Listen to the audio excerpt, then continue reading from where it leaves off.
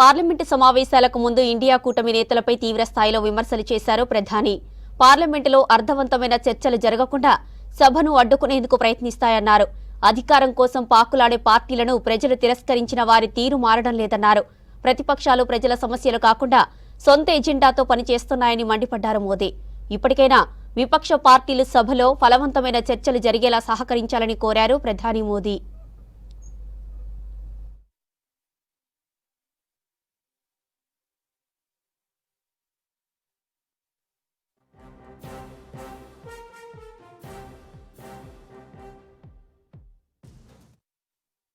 चौबीस का ये अंतिम कालखंड चल रहा है।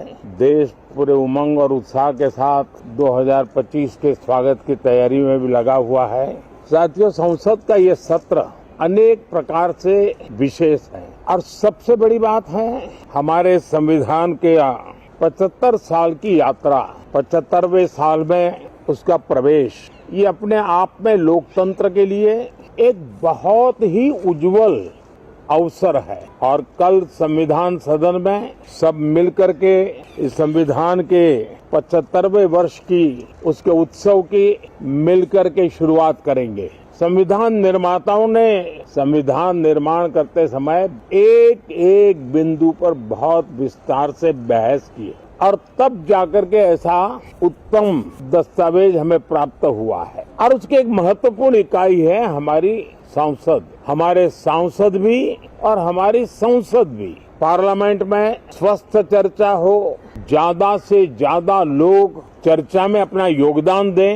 दुर्भाग्य से कुछ लोगों ने अपने राजनीतिक स्वार्थ के लिए जिनको जनता ने अस्वीकार किया है, वे संसद को भी मुट्ठी भर लोगों के हुड़दंगबाजी से कंट्रोल करने का लगातार प्रयास कर रहे हैं। उनका अपना मकसद तो संसद की गतिविधि को रोकने से ज्यादा सफल नहीं होता और देश की जनता उनके सारे व्यवहारों को काउंट करती है और जब समय आता है तो सजा भी देती है। लेकिन सबसे ज्यादा पीड़ा की बात यह है कि जो नए सांसद होते हैं, नए विचार, नई ऊर्जा लेकर के आते हैं और ये किसी एक दल में नहीं, सभी दल में आते हैं, उनके अधिकारों को कुछ लोग दबोच देते हैं। सदन में बोलने का उनको अवसर तक नहीं मिलता। लोकतांत्रिक परंपरा में हर पीढ़ी का काम है आने वाली पीढ़ियों को तैयार करे, लेकिन 80-80, 90-90 बार जनता ने जिनको लगातार नकार दिया है,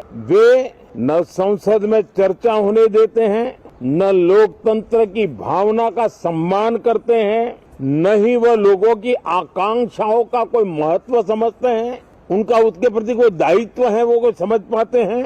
और उसका परिणाम है वो जनता की उम्मीदों पर कभी भी खरे नहीं उतरते और परिणाम स्वरूप जनता को बार बार उनको रिजेक्ट करना पड़ रहा है। साथियों, ये सदन लोकतंत्र की 2024 के पार्लियामेंट के चुनाव के बाद देश की जनता को अपने अपने राज्यों में कुछ स्थानों पर अपनी भावना, अपने विचार, अपनी अपेक्षाएं प्रकट करने का अवसर मिला है। उसमें भी 2024 के लोकसभा के चुनाव के नतीजों को और अधिक ताकत दी गई है राज्यों के द्वारा, और अधिक बल प्रदान किया गया है और अधिक समर्थन का व्याप बढ़ा है। और लोकतंत्र की ये शर्त है कि हम जनता जनार्दन की भावनाओं का आदर करें, उनकी आशा अपेक्षाओं पर खरा उतरने के लिए दिन रात मेहनत करें। मैं बार बार खास करके विपक्ष के साथियों से आग्रह करता रहा हूं और कुछ विपक्ष बहुत जिम्मेदारी से व्यवहार करते भी हैं। उनकी भी इच्छा रहती है कि सदन में सुचारू रूप से काम हो, लेकिन लगातार जिनको जनता ने नकार दिया है, वे अपने साथियों की बात को भी दबोच देते थे, उनकी भावनाओं का भी अनादर करते, लोकतंत्र की भावनाओं का अनादर करते।